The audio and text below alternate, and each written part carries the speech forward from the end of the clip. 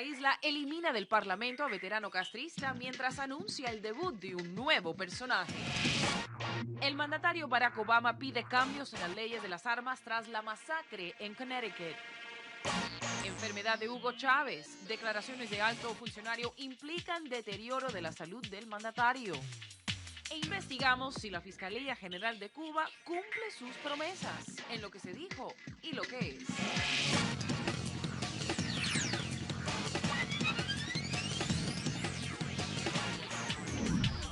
Muy buenas noches, bienvenidos a esta nueva edición de 7 en 30. Les saluda Vanessa Ruiz. Como siempre, es aquí donde ustedes se enteran de las noticias más importantes de la semana. Y hoy precisamente comenzamos con el gobierno cubano, el cual, a pesar de no haber hecho ningún comentario oficial al respecto, parece indicar que el presidente de la Asamblea Nacional, Ricardo Alarcón, se marchará en silencio. Esto mientras que el régimen de La Habana ha anunciado el debut en ese organismo de la hija de Raúl Castro, Mariela Castro. Jorge Río Pedre tiene los detalles.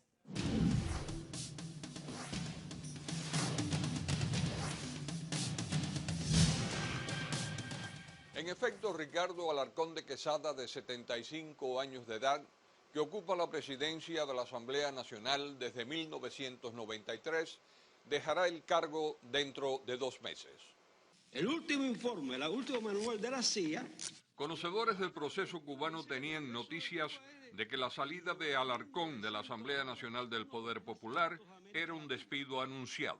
Yo creo que no es una sorpresa la salida de Alarcón del Parlamento, es una cosa que se venía anunciando desde hacía cierto tiempo, sotoboche, pero se venía diciendo. Alarcón nunca fue un hombre de los Castro, nunca creyeron en él. Lo tenían porque era un hombre hábil y es un hombre inteligente. Rodeado por figuras octogenarias, los analistas descartan que la edad de Alarcón suscitara el cese de sus funciones. Se veía venir esto que ocurrió. Por supuesto que no es una cuestión de edad. A los 75 años no es ni con mucho el más viejo de la Asamblea. Yo creo que la sospecha contra él viene por su propio origen católico, por una parte. Ellos siempre vieron con sospecha, recuerda cuando lo mandaron a buscar y lo sacaron de Estados Unidos y lo llevaron para Cuba. Es que la trayectoria de Ricardo Alarcón, desde la época del 26 de julio, fue la de estar agazapado, nunca correr riesgos para siempre tener una posición prominente. Como embajador de Cuba en Naciones Unidas, Alarcón alcanzó prominencia política. Bueno, él se vendía como el gran experto en los Estados Unidos. Realmente ninguna de las cosas que él predijo que ocurrirían sucedieron, pero él, como vivió unos cuantos años en Estados Unidos, sí se suponía que conociera bien el mundo americano. Sin embargo, Alarcón ocupaba en la Asamblea una posición que podía ser muy importante cuando se produjera la desaparición de los Castro. Lo que quiere decir que en la hora cero eso le otorga un peso institucional muy grande y si los Castro no confían en él, pues esa es una de las razones por las que lo sacan. Y así como sacaron a Ricardo Alarcón, la hija de Raúl Castro hizo su debut en la lista de candidatos a diputados. Mariela es la heredera, los 2 hijos de Castro, de Raúl Castro, que tienen mayor importancia son Mariela Castro Espín y Alejandro Castro Espín. Y los 2 han sido designados un poco como delfines de Raúl Castro. En el caso de Mariela Castro, posiblemente la veamos como presidenta de la Asamblea del Poder Popular. La cúpula castrista le está abriendo espacio a su relevo. Han quedado algunos tradicionales dentro del Parlamento, o podrían quedar, pero al haber excluido a Ricardo Alarcón de Quesada de esa posición, es el principio del fin de aquella era. La salida de Alarcón y la entrada de Mariela Castro no indica un cambio de guardia, sino la continuación de un sistema que el propio Fidel Castro decretó obsoleto. Ahora vuelvo a estudio. Gracias, Jorge. En otras noticias, una veintena de funcionarios de distintos niveles de dirección en la provincia cubana de Santi Espíritus fueron sentenciados a penas de entre 5 y 6 años de privación de libertad por los delitos de malversación y desvío ilegal de recursos. Karen Caballero nos amplía. Los funcionarios condenados fueron acusados de violaciones relacionadas con construcciones de casas, desvío de combustible y entrega de viviendas a familiares y amigos allegados. Fueron sentenciados a penas de entre 5 y 16 años de privación de libertad. Esta cruzada que está a la mano de Raúl detrás, la lleva inclusive su hijo, es el que emprende esta cruzada. Es un pase de cuenta a cualquier privilegio que anteriormente existía con determinadas personas en el sector económico fundamentalmente externo. La Fiscalía pidió 15 años para el expresidente del Poder Popular, Fidel Orlando Pérez Rusbert. Para el ex vicepresidente del Poder Popular, Sergio Carvio Mesa, la Fiscalía pidió 12 años de privación de libertad, 9 años para Eduardo Javier Hernández Gómez, José Rafael Solenzal Morales, Octavio Manuel Luis Morel y 6 años para Idelsa Portal Chávez. Cuba no tiene transparencia financieramente, Cuba no tiene categoría de clasificación crediticia, Cuba no tiene categoría de clasificación de buen negociante. Entonces, ¿qué le queda? Sencillamente aplicar una imagen de mano dura contra la corrupción. En comunicación telefónica con martinoticias.com, la esposa de Pérez Rusbert negó tener información sobre el caso. De hecho, yo no tengo ni idea de cuánto le salió a mi esposo, no dieron la sentencia. Pérez Rusbert había sido destituido en 2010 como parte de un proceso de renovación tras resultar implicado en el escándalo de la empresa Alimentos Río Sasa, presidida por el magnate chileno Max Marambio. Y utilizar estos escarmientos como que Cuba da garantías sobre procesos de inversiones extranjeras, que aunque venga el capital extranjero, Cuba tiene un principio, vamos a decirle, de limpieza y de ética de sus cuadros y dirigentes, como dirían ellos, frente a la gestión económica externa, es lo que están ellos planteando. En los últimos años se ha visto la destitución e incluso encarcelamiento de numerosos dirigentes en diferentes instancias del poder en Cuba. Yo lo que veo es un mensaje muy claro. Los privilegios del fidelismo ya no van a existir más. Estamos en presencia de la desaparición del fidelismo y todo aquello que lleve ese rezago a ser un delito criminal. Karen Caballero, Televisión Martí. El béisbol, la pelota. El deporte nacional en Cuba atraviesa una difícil etapa provocada por una profunda crisis de estructura y las continuas decepciones. Desde la isla, varios peloteros cubanos opinan sobre este tema. El béisbol cubano vive un momento de decadencia marcado por las deserciones de jugadores debido a la falta de motivación y las condiciones de vida y deficiente entrenamiento que reciben. 3 jugadores respondieron algunas de nuestras preguntas en el Estadio Latinoamericano de la capital cubana. ¿Cómo ustedes viajan hacia los partidos? O sea, cuando van de provincia a provincia, de partido en partido, ¿cómo ustedes viajan? Nosotros viajamos en ómnibus y bastante cómodo. La meta de ustedes como pelotero, ¿cuál es? La mía ahora mismo es ganar el clásico. Creo que es el principal objetivo y el único título que me falta. ¿Qué piensan los jugadores que han desertado? Bueno, algunos son compañeros míos. Creo que todo el mundo tiene su manera de pensar. Yo tengo la mía, ellos tienen la de ellos, se la respeto, pero siguen siendo compañeros nosotros. ¿Qué opinas tú del futuro del béisbol cubano? El futuro creo que está garantizado. Creo que no hay una merma en el béisbol. Creo que hay mucho talento y el béisbol va a seguir dando lo que hace a nivel mundial. Si tuvieras la posibilidad de mandarle algún mensaje a tus compañeros que han desertado, ¿qué le mandarías a decir? Desearle suerte. Ya no está entre nosotros, pero que siempre estaremos pendientes y desearle toda la suerte del mundo. Algunos fanáticos consultados, que no quisieron ser captados por la cámara, opinan que el béisbol cubano va a mejorar cuando Cuba sea libre. Sin embargo, esta no es la opinión de Javier Vázquez. El béisbol cubano yo pienso que va a seguir avanzando, ya que se han hecho algunos cambios ya como en la zona de strike, en la conformación de los equipos, y pienso que se van a seguir haciendo cambios para que el béisbol pueda seguir mejorando. ¿La alimentación de ustedes, qué comen ustedes cuando...? Comemos en hoteles buena comida, nos ponen platos fuertes, tres platos fuertes, nos dan líquidos, ensalada. ¿Cómo entrenan ustedes? ¿Cómo es el entrenamiento de ustedes? El entrenamiento es fuerte, limando todas las dificultades que presentamos en el juego, y se hace dinámico, entrenamiento dinámico. En la opinión del joven pelotero Cefer Ríos sobre qué piensa de los jugadores que han desertado, dijo: que no sirven si el país le dio todo lo que ellos se merecían para que triunfaran aquí, y después irse de lo que hizo como una burla para las personas que lo apoyaron. ¿Y qué opinas tú del futuro del béisbol cubano? Nada, el futuro del béisbol cubano, con las medidas que están tomando, yo espero que se mejore. ¿Qué le ves de mal al béisbol cubano? ¿De qué le veo de malo? Sí. Más, quedarían falta más topes y más eventos y más cosas. ¿Te gustaría jugar alguna vez en Grandes Ligas? No. ¿No? Hubo que suspender la grabación pues un agente del equipo llamó a la policía e informó que habían personas entrevistando a los peloteros. Y con estas declaraciones ha llegado el momento de hacer una muy pequeña pausa, pero a regresar. Una famosa publicación anuncia prestigiosa distinción. Le diremos de qué se trata.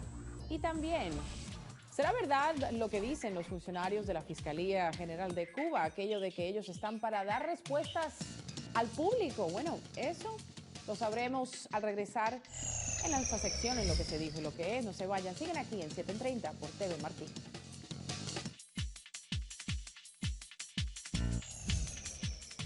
Tras el horror y la indignación provocados por la matanza en una escuela primaria en Estados Unidos la semana pasada, el presidente Barack Obama encomendó a su gobierno la definición de propuestas concretas para reducir la violencia relacionada con armas de fuego que han asolado al país.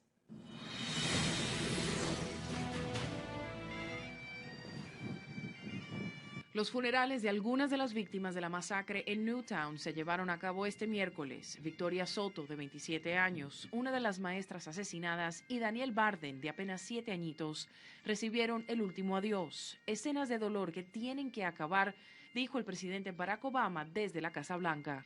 El mandatario anunció que el vicepresidente Joe Biden liderará un esfuerzo para plantear políticas que reduzcan la violencia armada, añadiendo que quiere ver las propuestas en un mes y hablará de ellas en su discurso de toma de mandato. Una sola ley contra las armas no puede solucionar el problema. Tenemos que mirar también cuestiones como la salud mental, la situación en nuestras escuelas. Va a haber varias cosas a las que Joe y su equipo van a examinar. El presidente dijo que la masacre de Newtown, Connecticut, debería ser una llamada de aviso para Estados Unidos sobre la violencia armada. Sin embargo, la venta de armas se ha disparado desde el pasado viernes, día de la masacre. Muchas personas están pensando en la posibilidad de que cambien las leyes. Han venido a comprar bastante porque tienen miedo que no las puedan volver a conseguir. Incluso tengo a gente que las está comprando por adelantado. La tragedia de Newtown ha reavivado el delicado y polémico tema del control de armas en Estados Unidos. Adam Lanza, un joven de 20 años, primero mató a su propia madre y luego irrumpió en la escuela primaria Sandy Hook, donde terminó a tiros con la vida de 20 niños y 6 profesoras antes de suicidarse. Si hay una sola cosa que podamos hacer para prevenir que este tipo de cosas sucedan, tenemos todos nosotros una profunda obligación de intentarlo. Y por otra parte, también vimos esta semana al presidente Barack Obama nominar oficialmente a la persona que ocuparía el importante cargo de secretario de Estado en los Estados Unidos. Para hablarnos más sobre este tema, quiero ahora darle la bienvenida a nuestro colega Guillermo Martínez. Guillermo, ¿qué tal? Este proceso apenas comienza. Tú lo has dicho, Vanessa, y apenas comienza porque en los Estados Unidos el presidente nomina y el Senado tiene que confirmar sus nominaciones al gabinete. Por lo tanto, John Kerry, el nominado hoy, el senador de Massachusetts, no es la primera persona a quien el presidente quería para este cargo. Él quería a la secretaria, a la embajadora de Estados Unidos en las Naciones Unidas, a Susan Rice, pero le hicieron la vida imposible y ni siquiera la pudo nominar. Pero John Kerry, senador de Massachusetts, tiene el apoyo de sus colegas y ayer estuvo visitando a los miembros en la Cámara de Representantes. Sabemos que John Kerry cuenta con una amplia experiencia en cuanto a la política exterior. Veremos qué pasa. Quiero cambiar ahora de tema.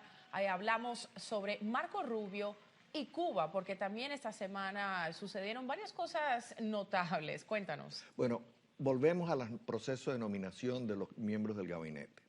Ya se está rumorando que el presidente Obama quería nombrar a un republicano, al ex senador de Nebraska, Chuck Hagel, como secretario de Defensa, pero le han salido a la palestra, primero, sus comentarios para levantar el embargo a Cuba y segundo, sus comentarios antisemitas que hizo hace varios años. El senador Marco Rubio ha dicho ya que él no lo va a apoyar y que va a detener su nominación y su nombramiento. Así que acuérdense, y esto es muy importante, la diferencia entre una dictadura y una democracia. En una democracia el presidente propone y el Senado dispone. Muy bien, Guillermo Martínez, gracias como siempre por tus análisis. Te veremos la próxima semana. Así lo espero, Vanessa. Muchas gracias a ti. Entre tanto, la revista Time anunció la selección del presidente de los Estados Unidos, Barack Obama, como su personalidad del año. Obama, que ya había recibido la distinción en el 2008, ilustra así por segunda vez la portada de esta prestigiosa publicación. El mandatario, a quien la revista describió como el autor de un nuevo Estados Unidos, se sumó a solo otras 12 personas a quienes ha elegido 2 veces con esa distinción.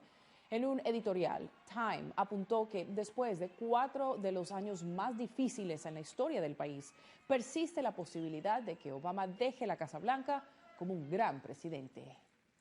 Por otra parte, una nueva complicación postoperatoria aumenta la incertidumbre en torno a si Hugo Chávez podrá tomar posesión del cargo en el mes de enero y cuáles serían las consecuencias de postergar esa fecha. Gilberto Rosal nos cuenta más.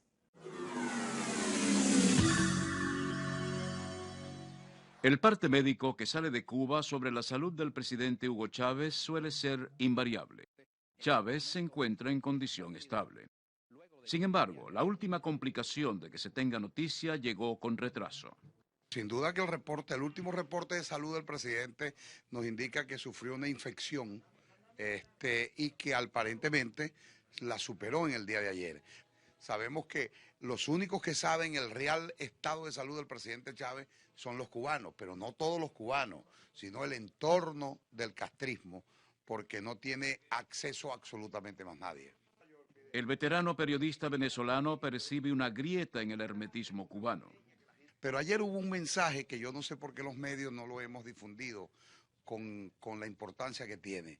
Ayer dijo Castro, vamos a decir el elefante mayor, Fidel, que Venezuela, los venezolanos teníamos que acostumbrarnos a la idea de vivir sin Chávez.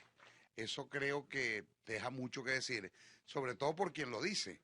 Lo que establece la Constitución Nacional es que si él no puede juramentarse el día 10 de enero, básicamente tendría que ser juramentado el presidente de la Asamblea Nacional, que hasta la fecha es Diosdado Cabello Rondón. Diosdado Cabello manifestó por su parte que la fecha de juramento podría ser cambiada. No es de extrañarse que como regalo no del Día de los Inocentes, para diciembre 28, el CNE diga que la juramentación está postergada. O el propio Congreso de la República, que es el encargado de juramentar al presidente, diga que está postergada la decisión de juramentar. Eso viola la Constitución. Se rumorea también que Chávez podría ser juramentado en la representación diplomática venezolana en La Habana. Sabemos que no les importa, sabemos que giran alrededor de la voluntad de Chávez y si Chávez está bien vendrá y se juramentará, si no está bien lo postergarán o harán, porque inclusive ya internacionalistas han dicho de que Chávez puede juramentarse inclusive en la embajada venezolana en La Habana. Las interrogantes en torno a la salud de Chávez y el futuro de Venezuela son numerosas. Lo único que parece claro es que Cuba no está dispuesta a perder el subsidio venezolano. A la Unión Soviética moderna, porque esta es la Unión Soviética de aquella época de los 70 y los 80, es lo que significa Venezuela para Cuba es lo que significó la Unión Soviética en las épocas que ya conocemos.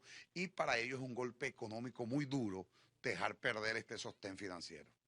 Por otra parte, el presidente de Colombia, Juan Manuel Santos, dijo que la transición del poder en Venezuela podría perturbar la región.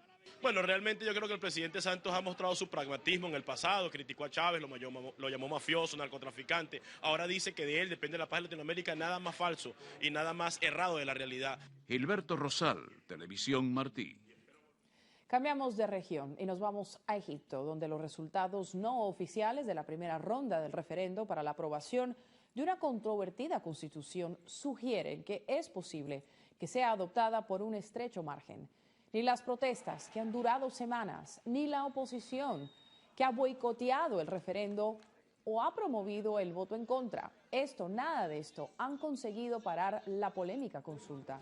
La oposición, que conforman liberales, laicos y cristianos, acusa al presidente Morsi de promover un texto demasiado islamista y que socava, dicen, los derechos de las minorías. Sus simpatizantes, por el contrario, consideran que una nueva constitución es la única manera de llevar a cabo la transición a la democracia. Tras una segunda ronda la próxima semana, podría saberse si los ciudadanos aceptan o no una nueva constitución. Y una ola de atentados ha dejado al menos 48 muertos y más de 100 heridos en Irak esta semana, un día después de que se cumpliera un año de la salida de los soldados estadounidenses de ese país, según informaron las autoridades. Los ataques se registraron en una decena de ciudades o localidades como en la norteña Tuz Hurmatu, donde 2 atentados con coche bomba contra una mezquita chiita causaron 5 muertos y 26 heridos. Otra explosión de un coche bomba ocurrida en Bagdad, la capital iraquí, mató a 11 personas. 40 más resultaron heridas. Otra ola de atentados dejó 19 muertos y decenas de heridos, principalmente en 2 mezquitas chiitas. Bueno, ahora regresamos a Cuba, donde las autoridades atienden inmediatamente y sin demora las peticiones y las quejas de los ciudadanos. Pero la pregunta es, ¿de verdad eso es así? Amado Gil tiene la respuesta en su sección, lo que se dijo y lo que es.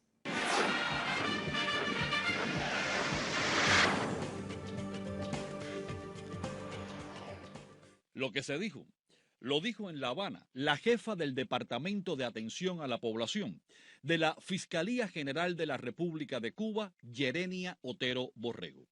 En declaraciones al semanario Trabajadores, la funcionaria dijo: somos los encargados no solo de atender directamente al público que viene a la Fiscalía, sino de depurar, tramitar y dar respuesta a esos planteamientos de la población.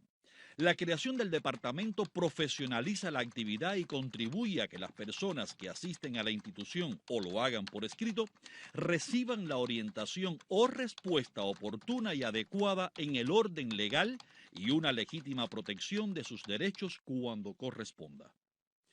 Lo que es que miembros de la sociedad civil cubana que sí han enviado cartas o quejas a la Fiscalía General de la República de Cuba afirman que la realidad es otra. Desde el punto de vista teórico eso está muy bien y muy bonito, ¿no? Probablemente. Si las cosas fueran así, pues bueno, otro gallo cantaría. El problema es que las cosas no son como se dicen en teoría. La práctica eso no sucede. Cuando aquí se hace una acusación en la fiscalía, por ejemplo, contra, digamos, no sé, miembros de la policía o de la seguridad, realmente la fiscalía no responde nada. Esa es la experiencia que nosotros tenemos. Hasta ahora, mi experiencia personal dice que no se ha hecho. En la Fiscalía se han presentado en 2 ocasiones un seguimiento de arrestos arbitrarios y violaciones de derechos humanos. Bueno, esperemos que haya alguna respuesta. Hasta ahora no ha habido ninguna. Esto es lo que se dijo y lo que es. Yo soy Amado Gil. Gracias y hasta la próxima.